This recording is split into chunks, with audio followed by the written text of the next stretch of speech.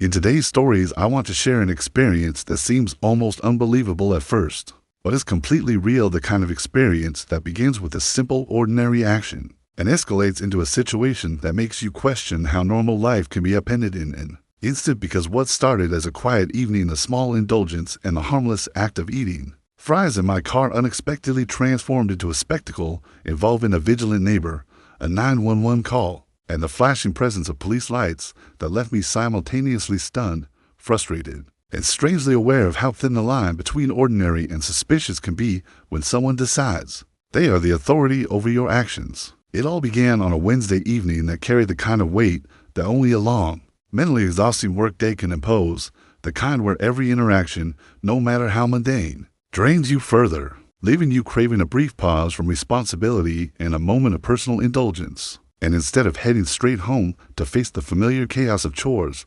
messages, and the lingering hum of city noise, I found myself pulling into a well-known fast food drive-thru, ordering nothing but a simple carton of fries, letting the hot scent of fried potatoes mix with the cooling air in my car, and feeling a small, almost imperceptible relief as the transaction reminded me of a world outside obligations, where a person could exist solely for a fleeting moment of personal satisfaction, without interruption or judgment. After receiving my fries and securing them carefully on the passenger seat next to my phone, I chose not to immediately return to the cramped and familiar parking lot of my apartment building, knowing that the few minutes of solitude and comfort I could gain by parking on the quiet residential street just a short walk away might provide the decompression I desperately needed. And so I maneuvered the car into an open spot, turned off the engine, rolled the window down halfway to let the evening air brush against my face, and leaned back in the seat with my hands wrapped around the warm, greasy carton, allowing the simple act of eating, unhurried and uninterrupted,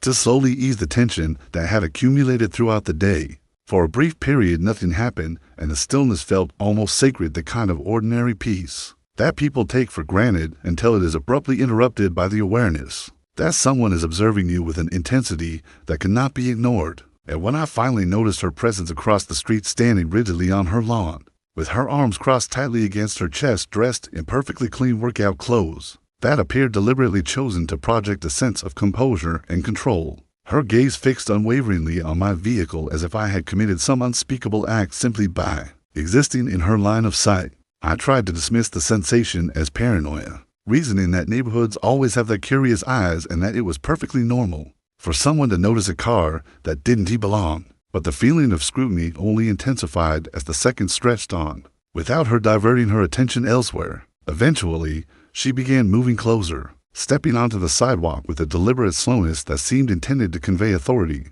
rather than casual interest, pretending to scroll on her phone while suddenly angling it in my direction in a way that suggested documentation rather than distraction. And the meticulousness of her movements made it clear that this was not a passing curiosity, but a focused act of observation. And I could feel a deep, unsettling weight settle into my chest as the simple act of eating fries became somehow suspicious in her eyes, as if the very ordinariness of my behavior was an affront that needed to be investigated and controlled. Despite my growing discomfort, I finished the fries, folded the carton, wiped my hands carefully on a napkin, and reached for the seatbelt, intending to leave quietly and avoid escalating a situation that seemed increasingly absurd. But before I could even start the car, she lifted her phone to her ear and spoke in a voice that was calm, confident, and terrifyingly assured, declaring, without hesitation or doubt, that there was a man sitting in a car outside her house who had been there for an extended period, engaging in suspicious activity,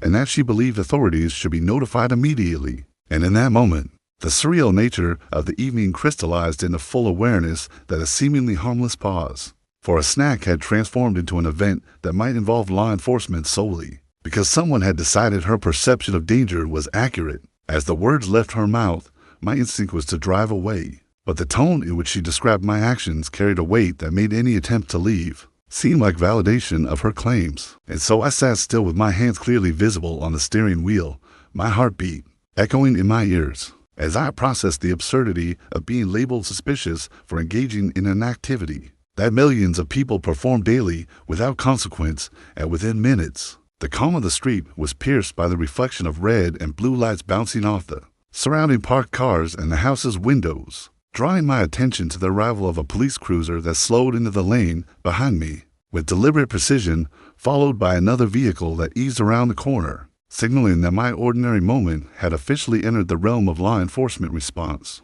Two officers approached on either side of my car, their steps measured and professional. And when I rolled down the window fully to greet them, the dry weight of adrenaline and disbelief combined into a tension that made my chest ache, because I knew the explanation of my actions, though truthful and mundane, would now have to navigate the delicate balance between reason, perception, and the certainty of someone who had already convinced herself that a crime was underway. And as they asked for my account of the situation, I calmly explained that I had just finished work, had stopped briefly to eat fries in my car, and was preparing to go inside my nearby apartment building, noting the carton still in the seat beside me as evidence of my entirely innocent activity. While one officer requested my identification and ran my information, the other maintained a presence near the driver's side, glancing periodically at my surroundings and the street across from my car, where the woman remained, her posture unwavering, arms crossed, eyes fixed, an expression filled with a quiet satisfaction that seemed to suggest she considered her judgment